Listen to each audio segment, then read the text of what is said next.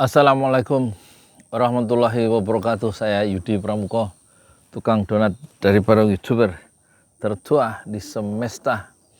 Semoga Allah menganugerahkan kesehatan ya kepada kita semua. Kalau kita sakit, nafas kita sesak atau enggak angel, ambaan itu angel gitu, nafasnya susah, itu dunia itu jadi enggak berharga ya. Karena kita tiba-tiba itu takut mati, takut nafas itu berhenti.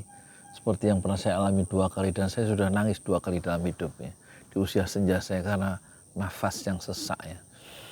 Dan semoga Allah menganugerahkan ya keimanan ya, yang sangat mahal keimanan loh. Kalau keimanan dicabut, orang sehat itu tidak bisa sujud.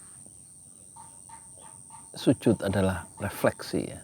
Salat adalah refleksi dari keimanan yang ada di relung hati kita, dan dengan keimanan kita itu ya kita bertarung dalam kehidupan modern yang fana ini, dalam kehidupan yang al-hayatul faniyah.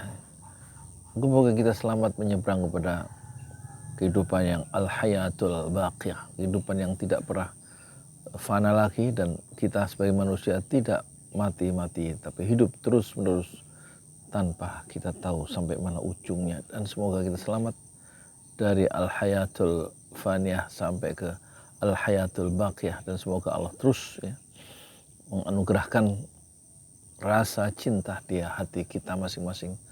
Moga-moga dengan rasa cinta itu dan keimanan dan kesehatan itu kita terus mengawal pejabat-pejabat publik kita supaya tidak terlalu banyak melakukan deviasi, penyimpangan yang besar dan menyengsarakan rakyat ya.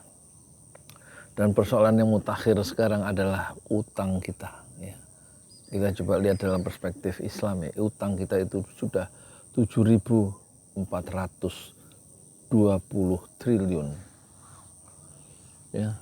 Itu berarti sekitar 410 triliun untuk cicilan bunga hutang saja 1 tahun. 410 triliun hanya untuk nyaur cicilan, belum pokoknya itu. Dan biasa kata pemerintah hutang itu masih aman, masih 39% ya. Di bawah apa itu PDB atau apa gitu, nggak ngerti. Masih aman karena belum sampai 60. Aman gundulmu. Ya aman sih aman lah, tapi rakyat tuh kalau tambah susah hidupnya buat apa? Terus utang siapa yang menikmati, itu siapa yang bayar, kan gitu ya. Bukan persoalan aman, manfaat nggak untuk rakyat kecil, manfaat nggak untuk orang-orang yang termarginalkan ya. Jangan-jangan aman untuk kelompok-kelompok tertentu yang makin kaya nanti, makin punya fasilitas-fasilitas ya, kita nggak tahu kan. Controllingnya itu orang DPR juga semuanya koalisi pemerintah lemah ya, dari segi budgeting, controlling juga kan nggak terjadi kan. Ya ada controlling dari PKS Demokrat kan suaranya kecil, selalu kalah di voting kalau ngambil keputusan politik di parlemen, karena sebagian besar partai-partai politik itu menjadi temannya pemerintah ya, mereka TST lah, tahu sama tahu. Jadi persoalan utang ini akan persoalan yang diwariskan pemerintah sekarang kepada Anies. Itulah tragedinya Anies Baswedan, dia mewarisi utang yang besar ya. Dan itu akan menghambat ya cara dia nanti untuk membela rakyat. Itu harus ada pos-pos anggaran yang dia kurangi. Mungkin yang akan dia kurangi adalah proyek IKN yang kemarin diumumkan, diobral oleh Pak Jokowi. Karena IKN itu membebani juga APBN sampai 21% menurut undang-undang ya, 19 sampai 21%. Dibiayai oleh kita juga, yang kita nggak setuju tetap dipaksa untuk membiayai, dan dibikin satu peraturan 13 pajak untuk IKN, termasuk pajak balik nama motor tuh, balik nama motor, pajak burung walet dan lain-lain, yang 13 itu. Nah ini tampaknya Anies Baswedan, dan kalau jadi presiden dia akan berpikir ulang, akan melakukan changing ya, perubahan-perubahan sebagaimana dia ungkapkan dalil dia. Kalau jadi presiden itu ada continuing dan changing ya. continuity, keberlanjutan dari proyek-proyek sebelumnya yang dipimpin oleh presiden sebelumnya, dan changing, ada perubahan di sana sini. Mungkin dalam proses continuity itu, keberlangsungan pembangunan proyek-proyek yang dilakukan di Pak Jokowi, mungkin juga ada perubahan secara internal ya dalam proyek itu, atau mungkin dihapuskan sama sekali. Nah, itulah yang disebut perubahan mungkin. Itu yang diucapkan continue dan changing itu diucapkan oleh Anies Baswedan di Nasdem Tower waktu tanggal 3 Oktober saat dia dideklarasikan oleh Partai Nasdem sebagai calon presiden 2024 ya. Dan kemudian pos yang akan dihilangkan lagi mungkin adalah kereta cepat ya, yang memakan biaya ya mungkin balik modalnya lebih dari 40 tahun dan belum kelar-kelar, justru membengkak ya di tangan Cina itu. Setelah Jepang menolak proyek itu kan karena memang tidak visible, tidak perlu dilanjutkan, tapi datang Cina dengan tawaran yang menggiurkan ya, B2B, bisnis BUMN Cina dan BUMN Indonesia. Tapi ternyata Luhut diperintahkan untuk mengurusi itu dan dikeluarkan peraturan pemerintah atau apa namanya, peraturan presiden, sehingga masuklah ya, pembiayaan itu sebagian lewat APBN. Jadi memberatkan lagi tuh kereta Cina, kereta api cepat Bandung Jakarta ya, Indonesia Cina dengan proyek IKN. Mungkin ya, saya nggak tahu, ini kan omongan tukang donat yang nggak yang kurang informasi secara lengkap ya. Itu persoalan-persoalan yang akan dihadapi, dan itu berarti kalau persoalan yang proyek oligarki semacam itu yang didukung oligarki ya, yaitu kereta api cepat Cina dan juga IKN, itu berarti nanti Anies Baswedan akan menghadapi persoalan yang serius, yaitu dia bagaimana harus bisa duel terhadap kekuatan oligarki yang nyata dan mencengkram Indonesia. Belum lagi tantangan global yang dia juga harus melakukan duel ya terhadap kekuatan-kekuatan kolonial baru yang kemudian membungkus dirinya sebagai apa ya, semacam inilah sistem kapitalisme global yang masih terus bekerja ya sebagai anak cucu Romawi. Nah, ini tidak mudah ya presiden baru yaitu Anies Baswedan. Kemudian yang terbaru tentu adalah kemarin ada sejumlah mantan Kapolri sekitar 7 orang itu, Dai Bahtiar, jenderal-jenderal semua itu, Badudin Haiti, kemudian Khairuddin siapa, Pak Kapolri itu datang ke Mabes Polri, tapi Kapolri yang mantan yaitu yang itu Karnavian nggak ada ya, dan temannya Idam Aziz itu nggak ada. Ya, mereka datang katanya untuk memberikan masukan ya, terhadap persoalan yang didera oleh masyarakat itu, yang oleh Polri itu, yang sangat berat ya setelah kasus pembunuhan berencana yang dilakukan oleh Verdi Sambo.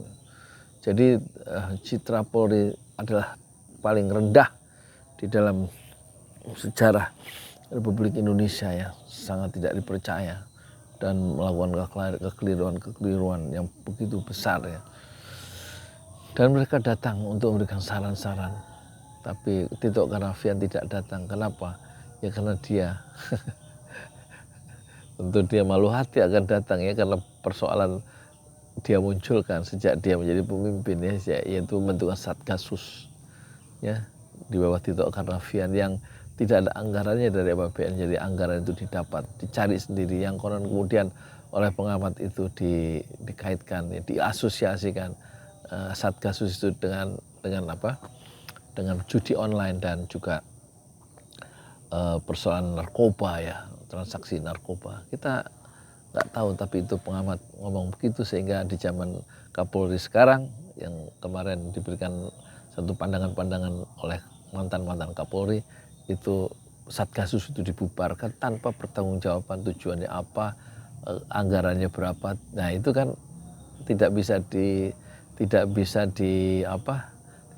dikoreksi oleh DPR kan, karena anggarannya nggak ada, dan tidak ada yang berani mengkoreksi atau DPR mungkin tidak berani mempersoalkan Satgasus ya, karena kata ahli ada sejumlah aliran dana dari Satgasus itu mengalir sampai jauh termasuk sampai parlemen dan sampai ya begitulah ya. Nah ini persoalan yang diwariskan oleh Pak Jokowi tentang apa demoralisasi yang dahsyat di Polri itu dengan kasus yang besar ini ya, itulah yang dihadapi oleh Anies nanti. Dan Polri tidak mewariskan yang indah, termasuk pembunuhan 6 laskar Front Pembela Islam yang dilakukan oleh katanya oleh Satgasus itu, yang waktu itu dipimpin oleh Verdi Sambo di kilometer 50 oleh timnya lah itu juga akan menjadi pelanggaran hak asasi manusia atau unlaw killing ya, unlaw apa sih, pembunuhan yang tidak berdasarkan hukum itu unlaw killing gitu. Orang ngerti itu bahasa orang hebat, saya nggak paham. Nah, itu juga akan ditanya nanti, ditagih ke Anies ya. Dia mewariskan persoalan kilometer 50, mewarisi hutang yang besar, mewarisi satu demoralisasi atau citra polisi yang begitu ambiar ya. Di samping juga cengkeraman oligarki yang juga dia harus bermain, yang harus bermain cantik karena oligarki sudah menguasai sendi-sendi kehidupan kita ya. Yang masih diawetkan dengan sistem 20% presidential threshold dan juga parliamentary threshold ya. Semua itu kan untuk mengawetkan dan mengamankan kepentingan oligarki kita, dan dalam konteks dominasi oligarki yang tidak hilang tahun 2024 itu Anies akan bermanuver dan memainkan ya jurus-jurus yang kita tidak tahu. Apakah dia berhasil mendayung perahunya, perahu baru, atau menakodai kapal Indonesia yang baru tanpa menabrak karang. Kita moga-moga kita doakan Anies Baswedan itu bisa melaju ya, menuju Indonesia yang lebih sejahtera. Tapi tampaknya perjalanan tidak mudah ya. Anies Baswedan sejak sekarang berusaha dipotong kakinya, dicekal supaya tidak bisa mencalonkan diri jadi capres. Salah satunya isu yang terbaru, konon Partai Demokrat yang akan mendukung dan Partai PKS dan Nasdem itu mencoba dipecah ya koalisi itu untuk mencalonkan Anies dan juga wakilnya. Wakilnya mungkin nampaknya sudah agak sepakat ya dengan memunculkan AHY ya, putra dari Susilo Bambang Yudhoyono sebagai wakil dari Anies. Dan mungkin harus berbesar hati PKS itu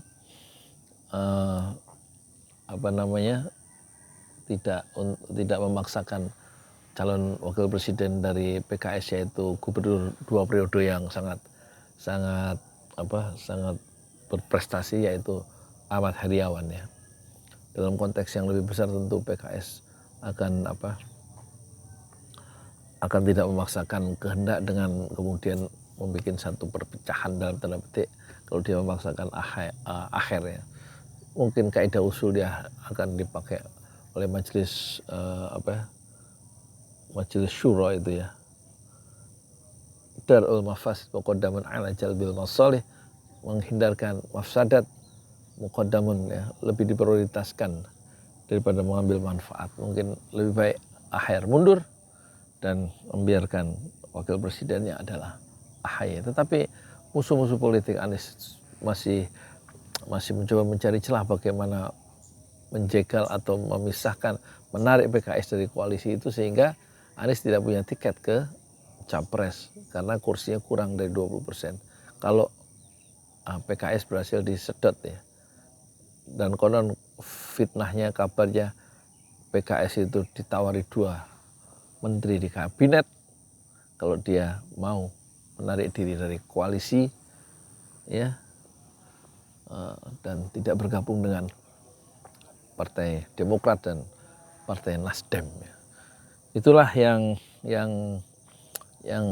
menjadi salah satu ancaman terakhir dari Anies, bagaimana kaki dia akan dipotong, ya. Bukan hanya pertama melalui Formula E yang tampaknya gagal, ya, karena didahului dengan pencapresan Anies tanggal 3 Oktober 2022,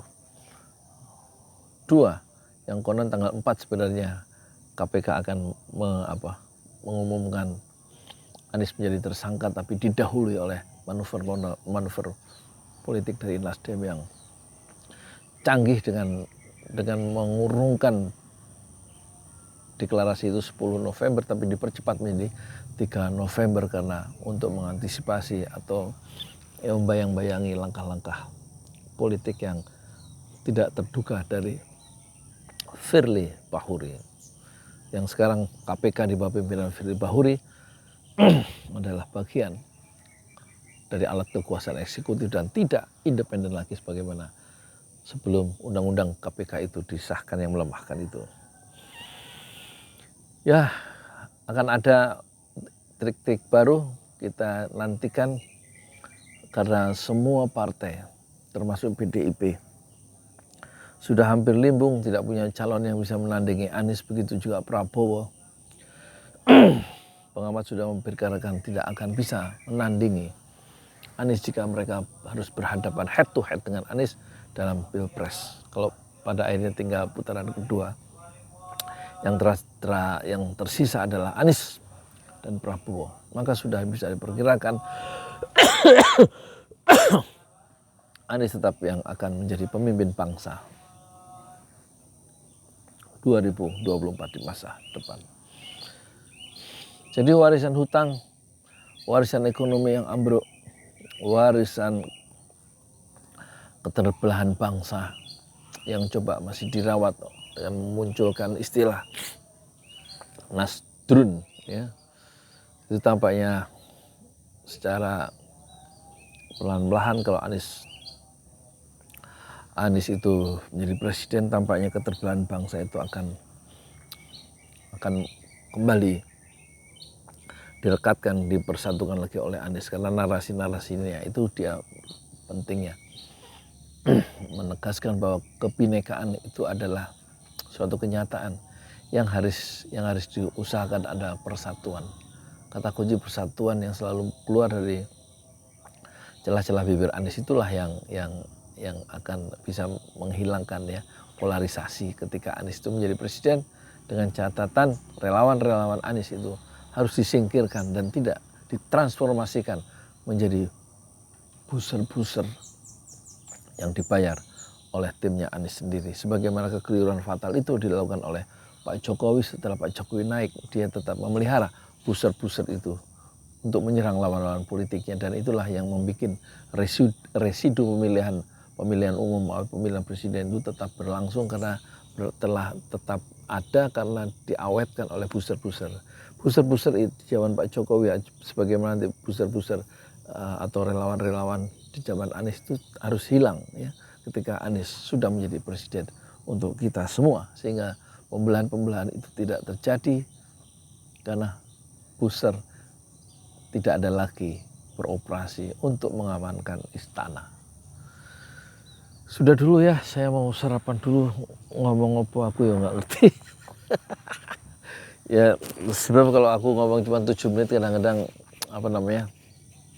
nggak kurang puas, ya. Tapi kalau ngomong kebanyakan kasihan penonton, ya, ngabisin kuota katanya. Ya moga-moga lama-lama semua penonton bisa punya wifi masing-masing, ya.